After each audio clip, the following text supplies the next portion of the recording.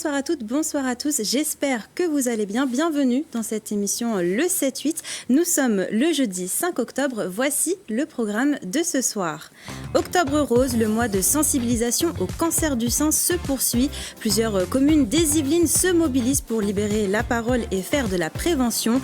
À Elancourt, plusieurs stands étaient proposés au public pour mettre la lumière sur cette maladie qui touche 1,3 million de femmes entre 50 et 74 ans.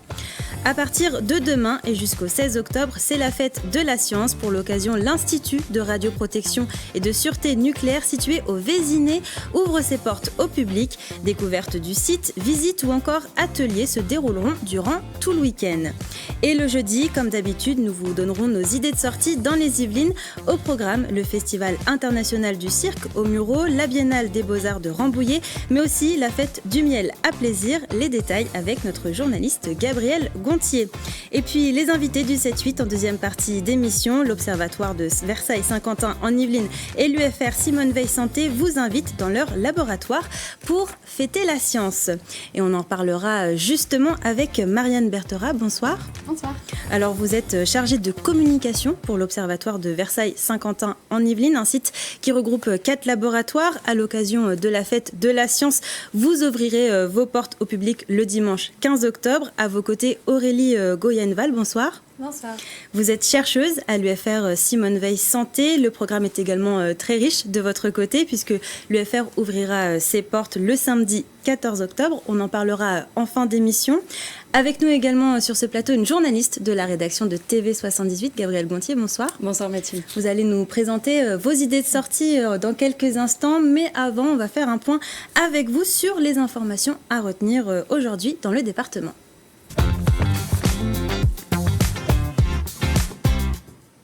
Et on commence ces informations, Gabrielle, par une nouvelle pour les communes qui ont été touchées par les émeutes de juillet dernier. Oui Mathilde, et le gouvernement veut clore cette séquence. Matignon a annoncé que Elisabeth Borne présentera à la fin du mois les réponses aux maires des villes les plus touchées par les émeutes. 500 édiles seront conviés. À noter qu'aujourd'hui, un conseil national de la refondation consacré à ce sujet a été présidé en fin de journée par la première ministre en présence d'une cinquantaine de personnalités. Parmi eux, un Yvelinois, Raphaël Cognier, maire de Mantes-la-Jolie. À Guyancourt, le maire François Morton a annoncé une prime exceptionnelle pour ses agents. Oui, une prime allant de 300 à 800 euros bruts selon la rémunération des agents. Les raisons évoquées, le pouvoir d'achat. Dans un communiqué, François Morton annonce que 600 agents municipaux sont concernés, ceux dont la rémunération mensuelle brute ne dépasse pas les 3 250 euros bruts. Montant global 410 000 euros. La prime a été votée à l'unanimité le 3 octobre dernier à l'occasion du dernier conseil municipal. Et on termine ces informations, Gabrielle, par un rallye. Oui, un rallye, celui des classes défense, ce jeudi au camp des loges de Saint-Germain-en-Laye. 5 classes ont fait leur rallye d'entrée. Par rallye comprenait un moment d'échange entre militaires et élèves. 5 classes, dont 4 de Saint-Germain-en-Laye, ont pu découvrir les soldats de l'opération Sentinelle, les différents métiers qui composent l'armée, ou encore assister à une démonstration cynophile. Ce projet pédagogique concerne des classes de collège et de lycée, parrainées par une unité militaire pour faire le lien armée-jeunesse. Les militaires sont amenés à faire des échanges au sein même des classes et les élèves à participer à des cérémonies. Eh bien, merci beaucoup Gabrielle Gontier pour toutes ces informations. Et comme d'habitude, si vous aussi vous voyez une image ou une information qui vous a marqué près de chez vous, n'hésitez pas à nous la partager sur les réseaux sociaux en utilisant le hashtag 78news.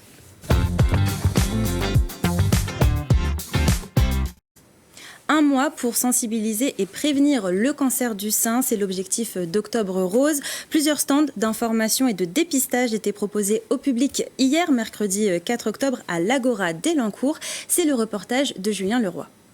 L'intérêt pour participer au dépistage organisé, c'est vraiment la double lecture de votre mammographie par 2 radiologues différents. Donc, libérer la parole face au cancer du sein.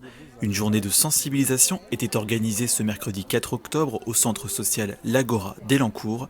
Échange sur la prévention ou l'accompagnement, une nécessité de dialogue face à un constat. En France, 1,3 million de femmes entre 50 et 74 ans n'ont jamais participé à un dépistage contre cette maladie. On a beaucoup de femmes qui ont une méconnaissance des modalités de participation au dépistage du cancer du sein. On a beaucoup de femmes aussi qui ne pensent pas à prendre le temps de s'occuper d'elles.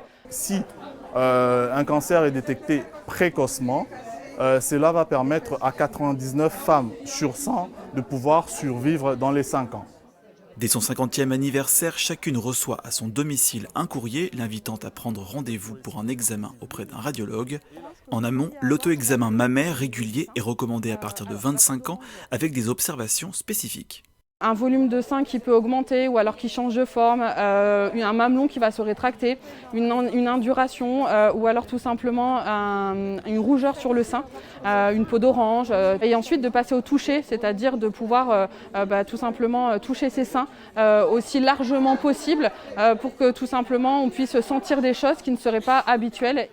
Durant ce mois de prévention Octobre Rose, de nombreux événements seront proposés à Elancourt. Prochain rendez-vous ce week-end avec des activités familiales pour soutenir la lutte contre le cancer le plus fréquent chez la femme. Et d'autres événements ont lieu ce week-end dans les Yvelines. N'hésitez pas à vous renseigner sur le site internet de votre commune pour avoir plus d'informations. Ce week-end, c'est également la fête de la science. À cette occasion, l'Institut de radioprotection et de sûreté nucléaire situé au Vésinet ouvre ses portes au public. Les visiteurs pourront ainsi se mettre dans la peau d'un scientifique. Le reportage de Clara de Frutos et Julien Leroy. Fans de science, les chercheurs de l'IRSN du Vésinet ouvrent les portes de leur laboratoire tout le week-end pour la 2e année consécutive. Au programme, découverte du site, visites et ateliers autour du thème de la radioactivité. Dans le cadre des fêtes de la science, à l'IRSN, on souhaite expliquer notre activité pour la population du Vésinet, pour nos nouveaux voisins, l'écoquartier de la Princesse. Ce que nous avons préparé est adapté pour un public de 7 à 77 ans. Il y aura des conférences thématiques, il y aura des ateliers pédagogiques. Vous pourrez visiter nos laboratoires, notamment ce nouveau bâtiment. Chaque année, les scientifiques prélèvent plus de 6000 échantillons pour mesurer leur radioactivité. Eau, végétaux, sédiments ou encore aliments. Grâce à cette nouvelle plateforme de haute technologie d'analyse, les scientifiques peuvent analyser plus de 150 échantillons par jour. Une faculté unique. L'IRSN, c'est l'expert public qui est en charge de la recherche et de l'expertise dans le domaine de la matière radiologique et de tout ce qui est risque nucléaire. Ça veut dire que l'IRSN fait notamment l'analyse des dossiers que peuvent déposer des exploitants pour démarrer une installation nucléaire, pour faire une extension ou pour tout ce qui concerne la vie des installations nucléaires. Mais l'Institut a également pour mission de surveiller l'environnement. Et ce, depuis que l'industrie du nucléaire existe. Ça veut dire deux choses. Ça veut dire étudier et voir l'influence des installations nucléaires sur l'environnement dans le cadre de leur fonctionnement normal. Comme toute industrie, une installation nucléaire conduit à des rejets dans l'environnement qui est réglementé, qui sont autorisés. Mais on a aussi une mission de surveillance de l'ensemble du territoire et on vérifie que les niveaux sont finalement aux quantités attendues. Gratuit et ouvert à tous, sans inscription, c'est l'occasion unique de découvrir ce site historique. Allez, c'est l'heure à présent de passer à notre page loisirs.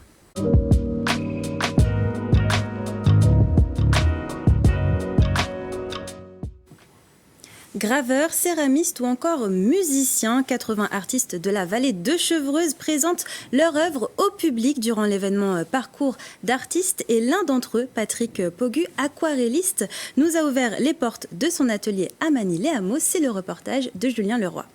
Bienvenue à TV78, je vais vous faire visiter mon atelier, c'est par là. Une invitation à l'émerveillement. Patrick Pogu, peintre autodidacte de 77 ans, est originaire de Manille-les-Hameaux.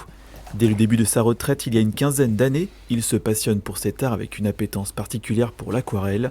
Dessin, choix des couleurs ou des harmonies, cette technique de peinture à l'eau sur papier nécessite un grand travail préparatoire. Ce qui m'intéresse le plus dans l'aquarelle, c'est l'inattendu. C'est-à-dire qu'on part dans l'aquarelle dans le mouillé, c'est-à-dire je mouille totalement ma feuille et je pose des pigments. On arrive à avoir des effets tout à fait inattendus qui sont les plus beaux effets du tableau qu'on a prévu de faire. Portrait, architecture ou paysage, Patrick Pogu fait découvrir aux curieux son travail dans l'atelier de sa maison.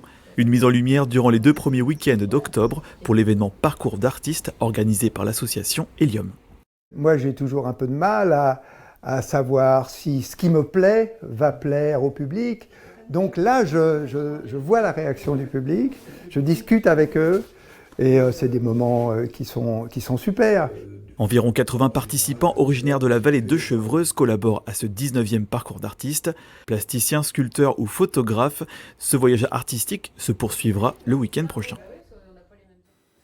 Et on poursuit cette page loisirs avec vos idées de sortie pour ce week-end dans les Yvelines, Gabriel. Et on commence avec un événement international qui revient aux Mureaux. Oui, le Festival international du cirque des Mureaux est de retour, Mathilde, vous l'avez dit. Il revient pour une 21e édition. Début des festivités vendredi jusqu'à dimanche. Alors comme chaque année, les meilleurs artistes du monde se sont donné rendez-vous pour fouler la piste du célèbre cirque. Au programme du week-end, sangle aérienne, roue de la mort ou encore funambulisme. À la présentation, l'artiste anglaise Carrie Hervé. Cette année encore, un prix récompensera le plus beau numéro du festival. Vous nous proposez un autre rendez-vous, Gabriel, un peu moins périlleux, c'est à Montigny-le-Bretonneux. Oui, cette fois pas de roue de la mort ou d'acrobatie, mais le retour du Salon international d'art contemporain Armanais, ce week-end qui s'installe à la ferme du Manet. Une quarantaine d'artistes ont été sélectionnés cette année, parmi eux essentiellement des peintres, mais aussi des sculpteurs et des photographes locaux et internationaux. Dans sa volonté de rendre l'art accessible à tous, cette année encore, l'entrée est gratuite. J'ai rencontré le commissaire général de l'exposition, Philippe Bastoni. L'entrée est libre. Effectivement, on souhaite que tout le monde, les adultes, les enfants, que tout le monde puisse profiter. L'intérêt de notre manifestation, c'est qu'au-delà des œuvres que l'on peut voir, on peut rencontrer les artistes, discuter avec les artistes et eux-mêmes sont très demandeurs d'échanges avec le public. Bon, de l'art et du partage, vous avez compris, et le salon soutient également la lutte contre Alzheimer. Les bénéfices de cette édition seront reversés à cette cause. Et du côté de Rambouillet, c'est la Biennale des Beaux-Arts qui fait son retour. Oui, dès samedi et jusqu'au 22 octobre, le rendez-vous rambolitain des amoureux des Beaux-Arts revient. Pour cette 4e édition, 113 artistes ont été choisis par le comité de sélection et près de 190 œuvres. Pour l'ouverture de cet événement, un jury décernera un prix aux lauréats du salon. Un rendez-vous à ne pas rater car l'exposition se tient seulement tous les 2 ans. Et je crois qu'il y a un autre rendez-vous à noter pour ceux qui sont plus adeptes de la nourriture, des produits locaux. Exactement, et les abeilles qui seront à l'honneur ce week-end pour la 30e édition de la Fête du Miel. De nombreuses activités sont prévues pour les familles, extraction de miel, confection de bougies ou encore observation des ruches. Vous pourrez bien sûr, Mathilde, goûter au miel d'Île-de-France et bien d'autres spécialités locales. Au total, c'est une vingtaine d'exposants qui proposeront leurs produits. Alors rendez-vous ce week-end et ça se passe au Château de Plaisir. Et pourquoi pas aussi profiter du week-end avec un peu d'histoire, c'est ce que propose le Château de Versailles. Oui, à l'occasion du 250e anniversaire de la naissance de Louis-Philippe, le Château de Versailles organise une programmation spéciale tout le week-end. Dernier roi de France et initiateur de la création du musée du Château, inauguré en 1837, vous pourrez découvrir les œuvres les plus emblématiques comme la salle consacrée au musée de Louis-Philippe dans la galerie de l'Histoire, la galerie des batailles ou encore les salles consacrées à l'Empire. Au-delà du pouvoir, la vie intime du monarque aussi est représentée avec l'ouverture de ses salons privés du Grand Trianon. Eh bien, merci beaucoup, Gabriel Gontier, pour toutes ces idées de sortie. Est-ce que vous aimez jouer aux jeux de société ? C'est toujours sympa entre amis. Ouais. C'est sympa l'hiver, c'est ça ? Exactement. Plus l'hiver. Alors, je vous pose cette question parce que la semaine dernière s'est tenu le premier festival yvelinois de jeux de société. Vous y étiez, Gabriel, pour tourner le reportage qui va suivre. C'était l'occasion pour les familles et les amis de se réunir pour partager un moment convivial. Et donc, c'est le reportage de Gabriel Gontier et de Louis Douchin. Ah, c'est bon pour les 3 cartes écartées. On distribue 5 cartes à chaque joueur, face cachée. Jeux classiques, plus modernes et familiaux, l'association Entre 4 Jeux a lancé son premier festival dédié aux jeux de société à Saint-Quentin en Yvelines. L'objectif, rassembler des joueurs de tous les âges autour d'une même passion. On est heureux de passer ce moment ensemble et c'est que du bonheur, c'est bien organisé. Quand on voit la variété de jeux qu'il y a, il y a forcément un jeu pour chaque enfant et c'est un plaisir. Un large choix de jeux répartis sur une vingtaine de tables, quels que soient les goûts et compétences, les joueurs occasionnels ou confirmés pouvaient trouver leur bonheur. Mais ça compte un jeton, donc il faut en rendre. Ah oui, c'est l'occasion de découvrir des nouveaux jeux. On en a pas mal à la maison, plein les placards, mais il y en a encore à découvrir. Ça peut donner des idées de cadeaux. Noël approche à grands pas, finalement. Et là, c'est bien possible que ça finisse sur la liste du Père Noël, le Marvel cette année. Ouais. L'occasion également de rencontrer auteurs et auditeurs de jeux de société pour échanger avec eux, découvrir les coulisses de la création de ces jeux, parfois nés au cœur des Yvelines. On a beau, en tant que créateur, avoir toutes les idées qu'on veut, à la fin, la réalité, c'est le contact avec le public. On est une association locale ancrée dans un environnement local aussi, et donc ces créateurs de jeux locaux, on les côtoie, ils viennent à l'association, on les voit un petit peu tout le temps, donc c'était important de les mettre en avant aussi aujourd'hui. Avec 350 personnes présentes, la première édition de ce festival a été un succès. L'association prévoit déjà une seconde édition l'année prochaine. Je vous propose à présent de faire un bond dans le passé. Le week-end dernier, 5 associations ont revêtu leur habit d'époque pour des reconstitutions militaires grandeur nature au château de Breteuil. Un voyage inédit au cœur de l'histoire, c'est le reportage de Gabriel Gontier.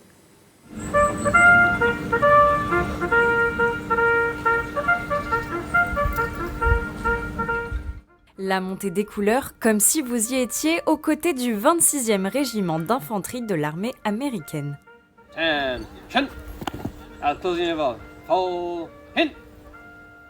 Le temps d'un week-end, les jardins du château de Breteuil à Choiseul se sont transformés en camps militaires, proposant de véritables scènes de vie et de démonstrations aux visiteurs. Nous avons décidé de présenter des choses un petit peu qui sortent de ce qu'on pourrait appeler d'habitude le côté guerrier de la reconstitution historique.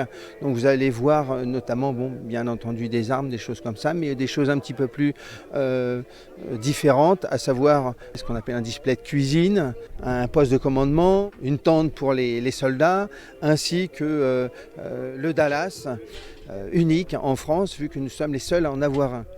Des pièces uniques et de toutes les époques, des soldats de la Seconde Guerre mondiale en remontant par les poilus de 14-18 ou encore la garde napoléonienne.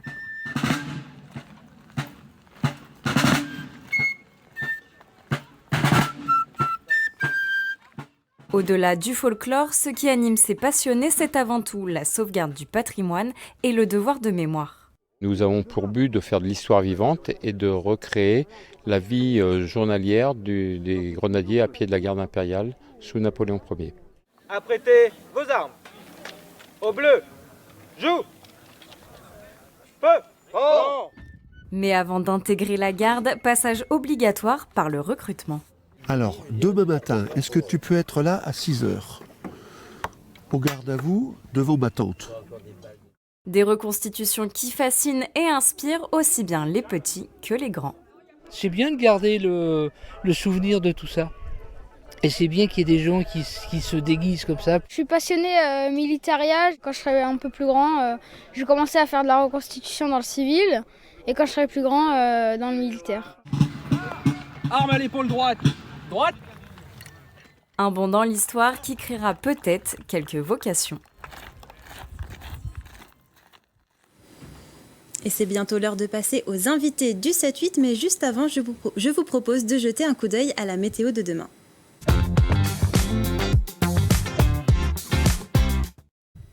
Demain matin, nous devrions avoir un beau ciel bleu dans les Yvelines. Il sera juste légèrement voilé du côté de Mantes-la-Jolie et de Versailles. Au niveau des températures, ça se rafraîchit le matin. Il fera 8 à Houdan, 9 à Mantes-la-Jolie et Rambouillet et 10 à Versailles.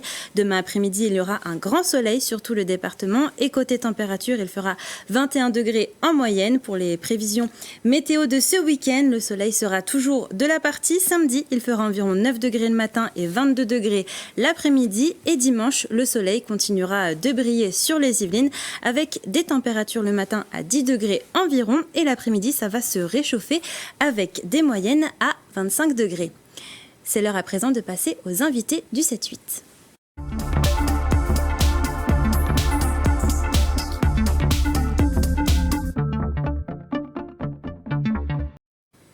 La fête de la science commence demain et se tiendra jusqu'au 16 octobre en France. À cette occasion, plusieurs animations sont prévues à l'université de Versailles-Saint-Quentin en Yvelines. Pour en parler avec nous, Marianne Berthera, chargée de communication pour l'Observatoire de Versailles-Saint-Quentin en Yvelines, et Aurélie Goyenval, chercheuse à l'UFR Simone Veil Santé. Alors, Marianne Berthera, la fête de la science, ça commence mercredi prochain à l'OVSQ pour les élèves, pour les groupes scolaires. Vous allez proposer plusieurs ateliers, notamment sur la météo ou les nanosatellites ou encore même le réchauffement climatique. Tout à fait. Est-ce que vous pouvez nous en dire un peu plus ? Tout à fait. On attend un petit peu moins de 1000 élèves du territoire 78. Donc beaucoup d'élèves quand même. Beaucoup d'élèves, du CM1 à la terminale. Peu importe l'orientation, peu importe les spécificités en fait des cours.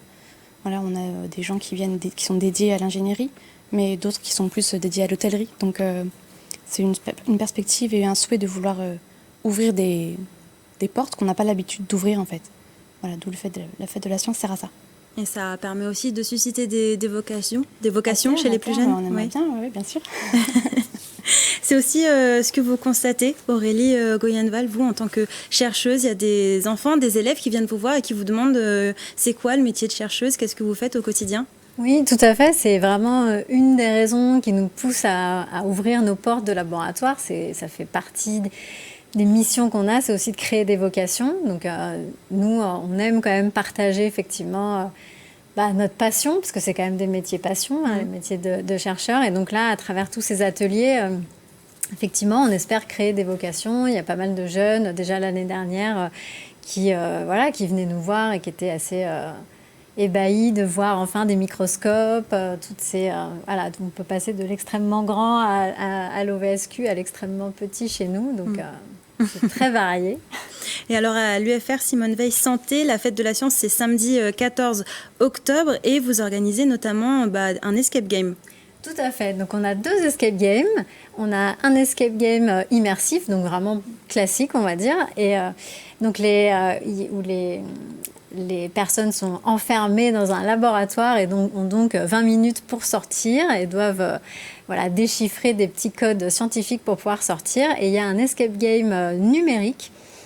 Donc là, vraiment, c'est pour insister sur les nouvelles technologies du pôle pédagogique. Donc c'est ces 2 aspects, numériques et immersifs, qui peuvent plaire aux plus jeunes et aux familles, on l'espère. Donc ça a été un vrai succès l'année dernière, donc on espère que ce le sera cette année aussi. Oui, le but de l'événement, c'est ça aussi, c'est de déconstruire un peu les clichés de la science très intellectuelle, très carrée. Là, c'est une fête, en fait. Complètement, c'est une fête. C'est vraiment des ateliers qui sont ludiques, qu'on veut on veut que ce soit familial, donc c'est vraiment le but, c'est que ce soit familial et ludique. Et donc on essaye effectivement de déconstruire cette image du chercheur un peu poussiéreux, ce qui n'est pas du tout le cas. J'espère qu'on aura de nombreux participants pour pouvoir ensuite transmettre cette information. Et c'est plutôt un événement familial, les gens viennent en famille pour montrer à leurs enfants. Exactement, donc c'est vraiment... alors nous on l'ouvre à partir de 10 ans. Après, il peut y avoir un peu plus jeunes pour certains ateliers, ça dépend des ateliers. Mais effectivement, le but, c'est vraiment d'être en famille, parce que c'est passionnant pour les grands aussi. Donc, il y a un peu tous les types d'activités à faire. Et donc, il y aura aussi un atelier avec des casques de réalité virtuelle. Exactement. Donc, ça aussi, ça plaît beaucoup aux jeunes. Et donc, c'est effectivement un atelier de réalité virtuelle pour montrer comment on peut utiliser la réalité virtuelle dans la médecine aujourd'hui. Et donc cet atelier plonge vraiment le participant face à un patient et comment éventuellement décider de prescrire ou pas de la morphine à un patient. Donc vraiment, c'est très immersif. Et donc ça aussi, ça plaît beaucoup aux jeunes en général. Donc c'était un grand succès aussi. Et alors le dimanche 15 octobre, c'est l'OVSQ qui prend le relais.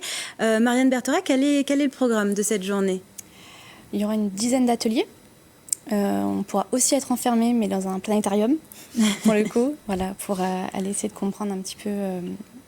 de quoi est fait le ciel, observer les étoiles. Complètement. Il y aura aussi un atelier carte du ciel pour apprendre à décrypter ce qu'on voit à travers la fenêtre de sa chambre, par exemple. Essayer de repérer les constellations, Mars, les planètes du système solaire. Également un atelier sur le CO2. Pourquoi on parle autant de CO2 dans le réchauffement, en quoi ça consiste, comment on peut le capter, comment il se familiarise autour de nous, comment on peut le voir. Donc là encore, le gros du programme, c'est de vulgariser la science. Complètement. On adapte tout. Ce sont des gens qui ont l'habitude, ça fait partie aussi de leur vocation.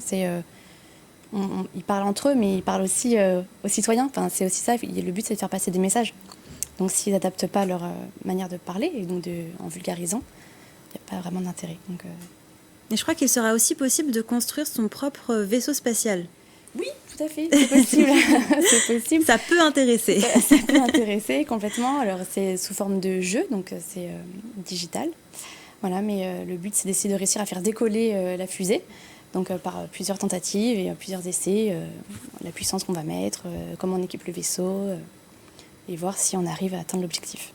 Alors, est-ce qu'à l'OVSQ ou à l'UFR Simone Veil Santé, il y aura des lieux qui seront exceptionnellement ouverts au public ces 2 journées ? Oui, alors effectivement, on ouvre les laboratoires. Donc nous, il y a une des activités qui est une activité de visite, notamment des plateformes technologiques où vraiment on peut voir les tout derniers microscopes.